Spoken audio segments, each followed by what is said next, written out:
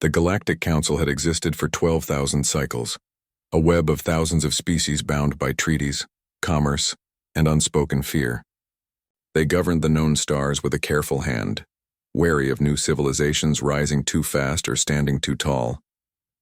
Yet nothing in their long history had prepared them for the humans of Earth. Humanity had entered the galactic stage just 50 years earlier. They came not as beggars or colonists, but as explorers. Their ships were small, crude by Council standards, yet what they lacked in polish they made up for in spirit. They ventured into the deep void without permission, unafraid of the Council's laws. At first the Council watched in silence, expecting them to crumble as others had. But they did not crumble. Within a generation, Earth's fleet spread across 3 sectors.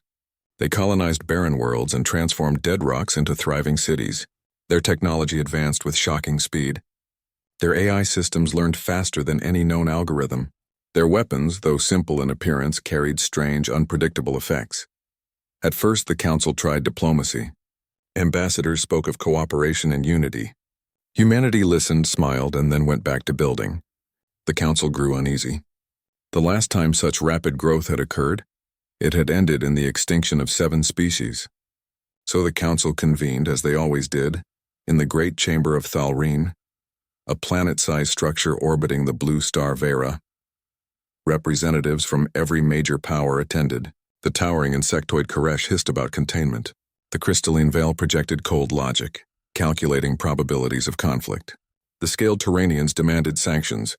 At the center sat the Speaker of the Council, ancient and weary, his translucent skin glowing faintly in the light of the chamber. Human expansion has exceeded the boundaries of control, the Speaker declared. Their fleet's patrol sectors reserved for Council governance. Their colonies are armed. They refuse oversight. If we allow this, they will grow beyond our reach. The Assembly agreed. After a long debate, a message was drafted. It was not a request. It was a warning: cease all expansion, dismantle outer colonies, submit to Council regulation. Failure to comply will result in enforcement. The message was transmitted through subspace channels, encoded in 1,000 languages, impossible to ignore. On Earth, it arrived in less than an hour. It reached the Terran Assembly Hall, a ring-shaped structure that floated above the Pacific. Leaders from every nation gathered, their faces grim as the words scrolled across the holographic display. For a long time, no one spoke. The weight of the message filled the room like a storm. Then Admiral Holt rose from his seat. His uniform bore the insignia of the Terran Defense Fleet. His voice was steady, yet beneath it burned something fierce. "They think we will kneel," he said. "They think we built our worlds to hand them over. They are mistaken." Across the hall, murmurs turned into resolve. Humanity had faced warnings before, on their own world from their own kind. They had been told to stay within limits, to stop reaching higher. Yet every time they had pushed forward, every time they had broken the walls placed before them. Within hours, the Terran Assembly drafted their answer. It was short, precise, and cold as iron.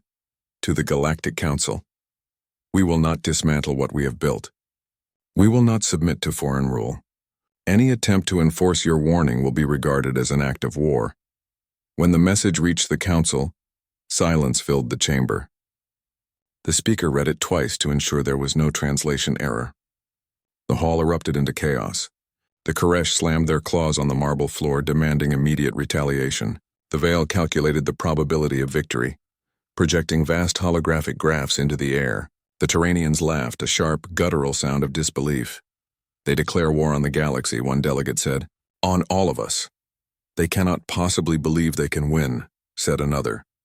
Yet deep within the Council's databanks, intelligence reports told a darker truth.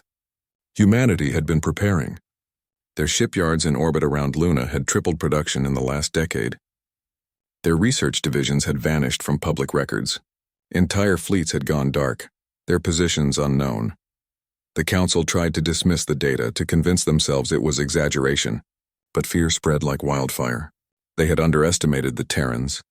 The first confrontation came 3 weeks later in the Corinth sector. A patrol fleet of 12 Council warships intercepted a human convoy bound for the frontier. They issued orders to halt. The human escort ships did not respond. When the Council commander fired a warning shot, the response was immediate.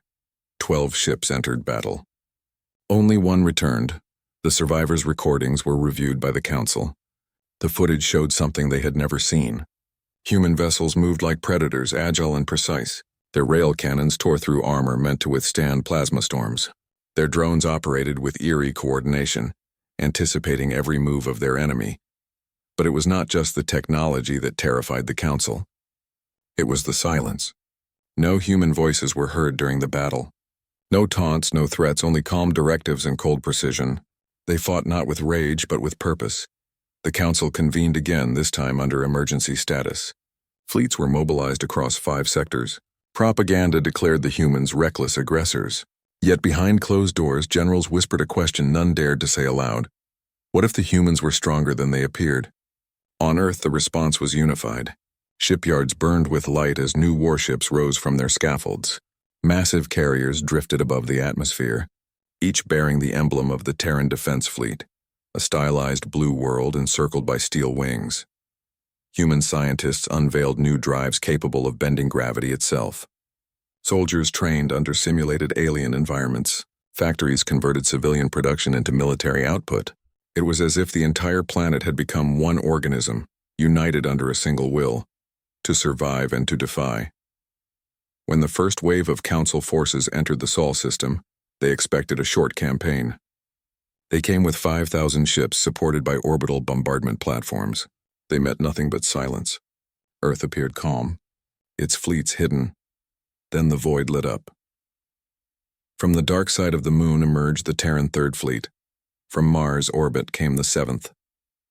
The asteroid belt came alive as hidden defense stations unfolded, releasing swarms of automated drones.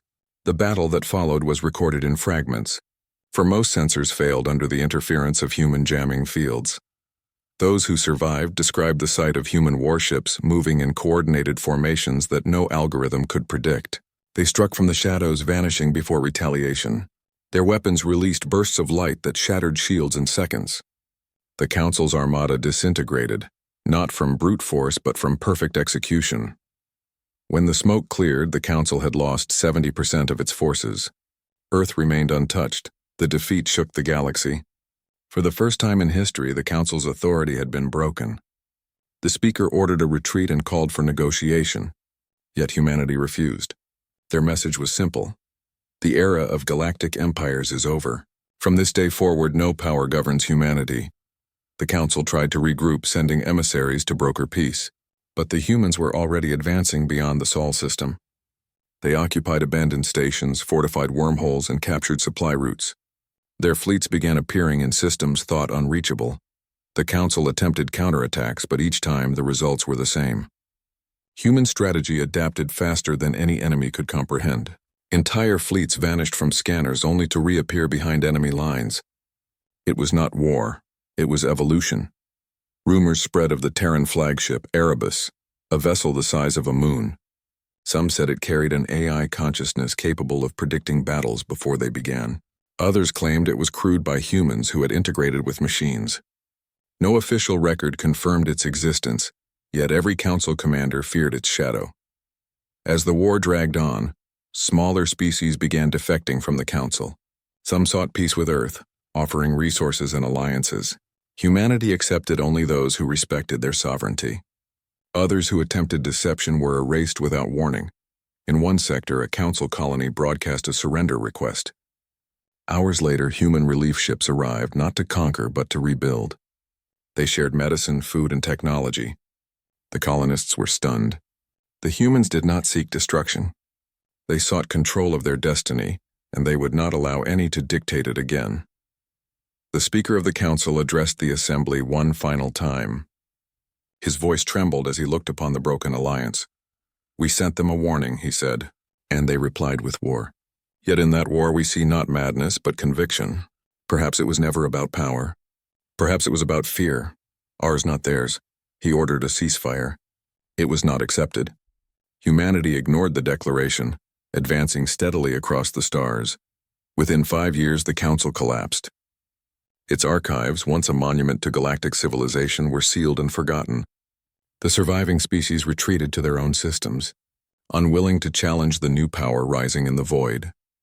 And in the heart of the Terran command chamber, Admiral Holt stood before the vast holographic map of the galaxy. Hundreds of red marks signaled conquered sectors.